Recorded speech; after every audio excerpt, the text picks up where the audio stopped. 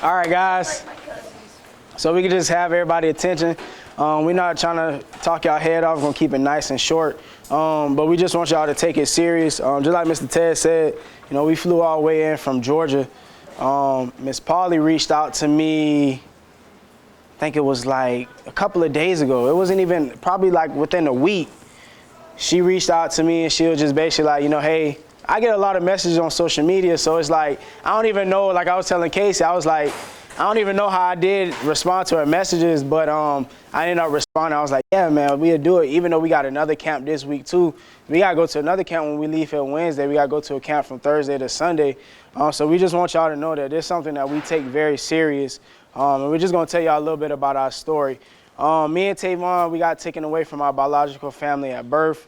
The reason why, my biological mom was doing crack while she was pregnant with me and Tavon. So the whole time she was pregnant, she never went to the hospital. In fact, she didn't even know she was having twins. So she finally went to the hospital. I came out first, and then they was about to close her up. And then they was like, oh, it's another baby. Tavon was stuck under my mom's rib cage. So they had to do an emergency C-section. When we came out, they said we were so small we could have fit in a shoebox. We was like 2 pounds. So we was considered crack babies. I got this under my neck because they had to put a, what is it called? A trach in my, for breathing purposes. But my dad was trying to get us, but my mom was telling my dad that my cousin was going to get us. And then me and Tavon just got placed into the system. And it got to a point where they didn't even know where we was at. But the crazy part about it growing up was so hard. We got adopted at the age of 2.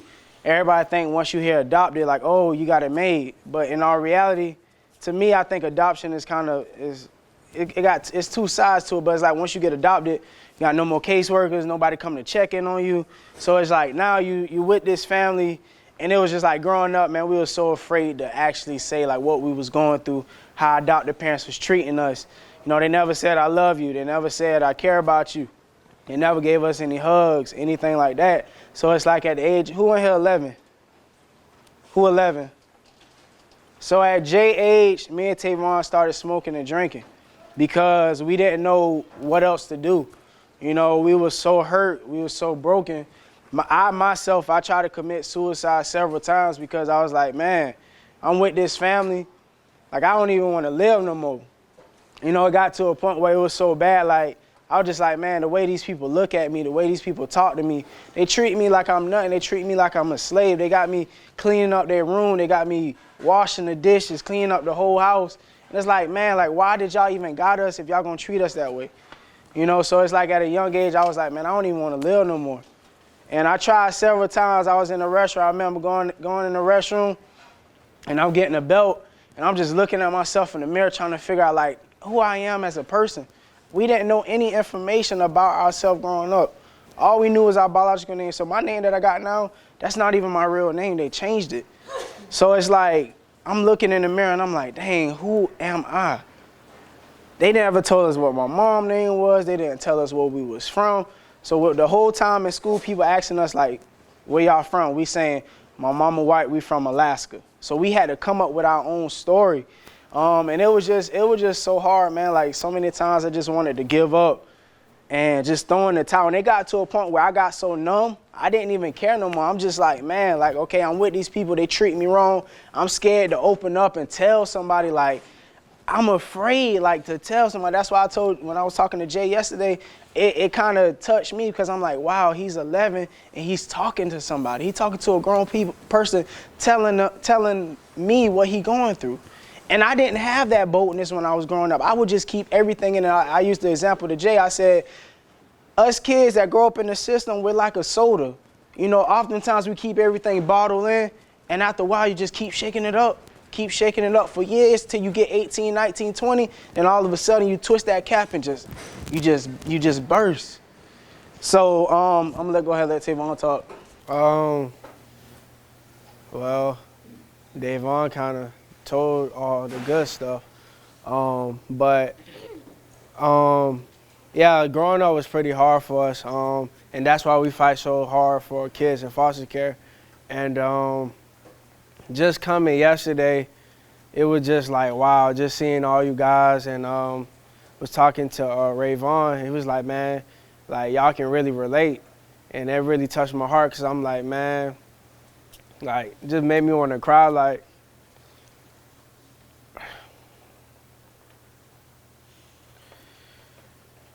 it's just like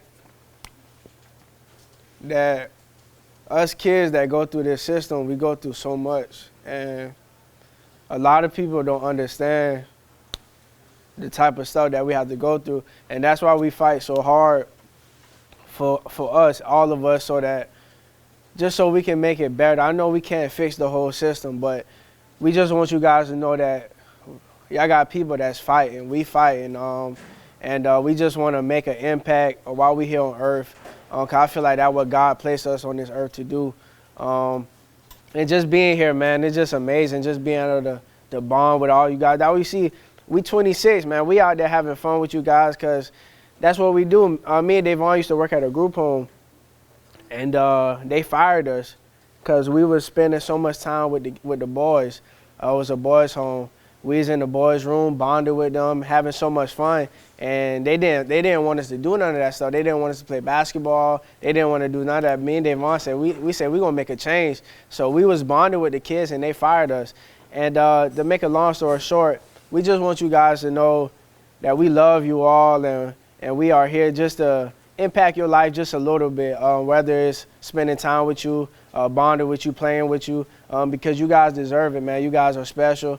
You guys can conquer the world. Look at me and Davon. We went through what all you guys went through, and we made it out. We are very, not to toot our own horn or nothing, but God has opened so much doors for us. The impact that we're doing on social media, combined, me and Davon have almost 100,000 followers combined on all of our social medias, and our videos do millions of views. So. And it's just about foster care, just letting people know, shine a light on what goes on.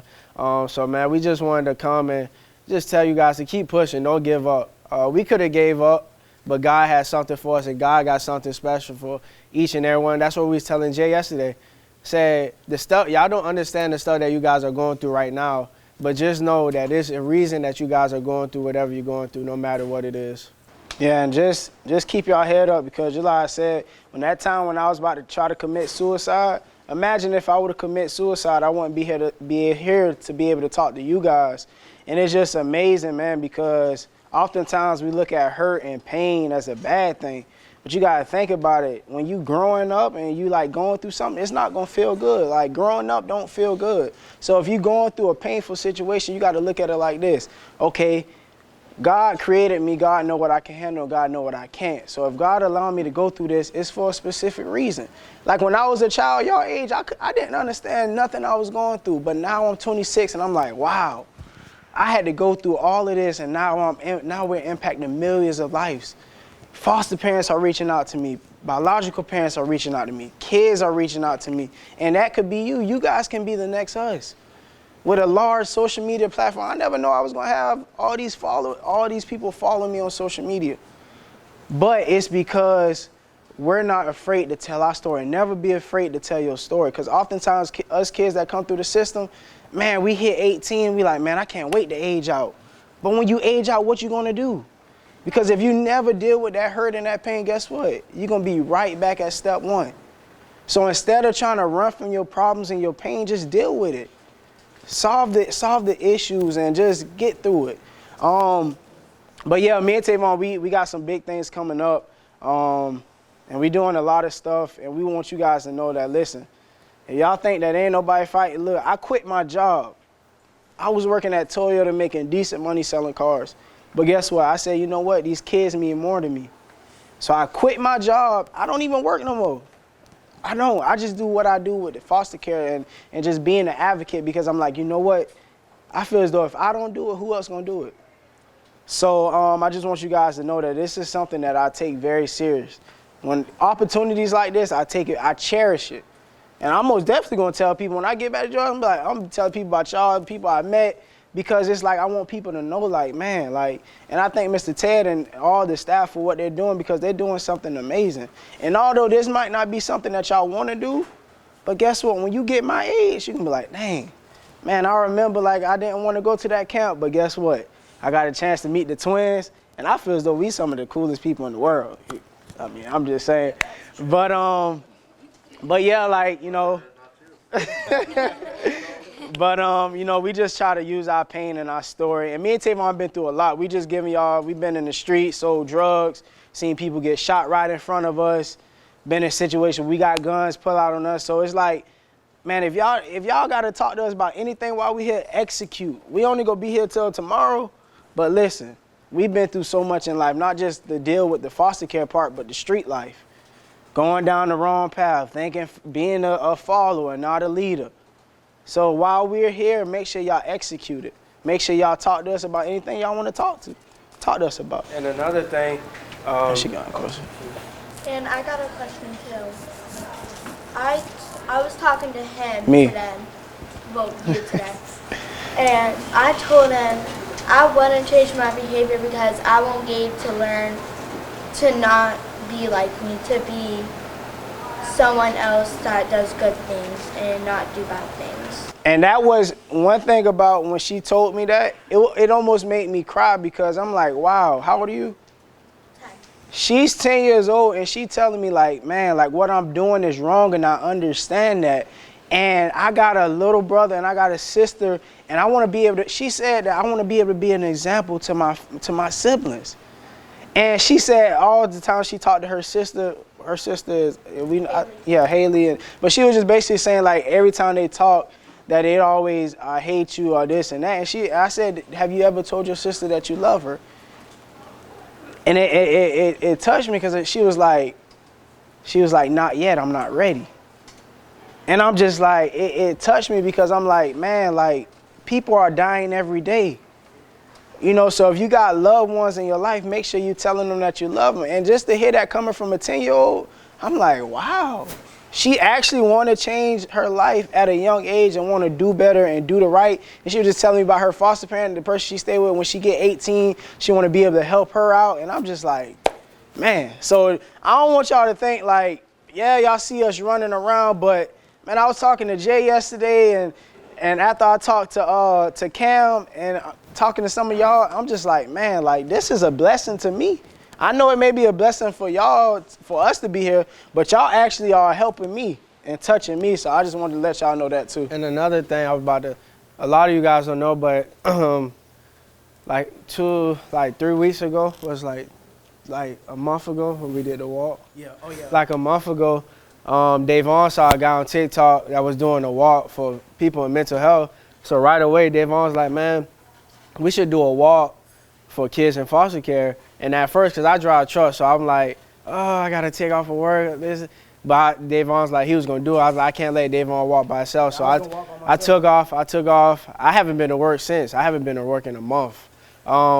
We took off, and man, we did a walk from Georgia to Jacksonville, Florida. We walked a total of 96 miles. It took us 4.5 days. So we, on our feet, I had on these same shoes right here. We walked 90-something miles just to raise awareness for kids in foster care.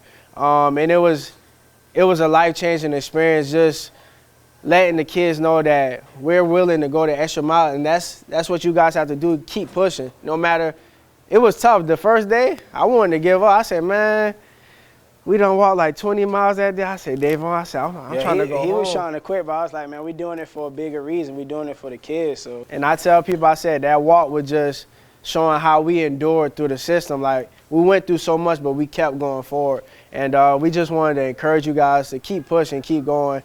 Don't let your current situation deter you from your future, because you guys' future are bright, and you guys are going to be great in life.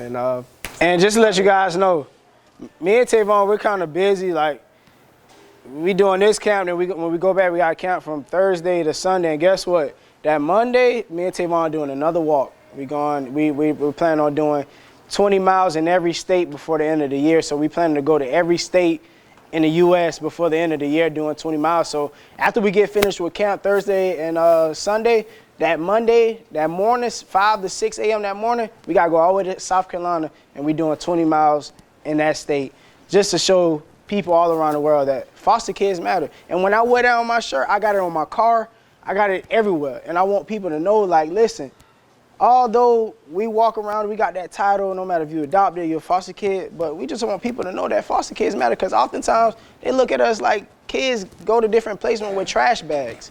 You know, kids go through different placements with different stuff, and it's like, man, like, we matter. Like, y'all matter. You don't allow your situation to have you so down where you can't even enjoy yourself.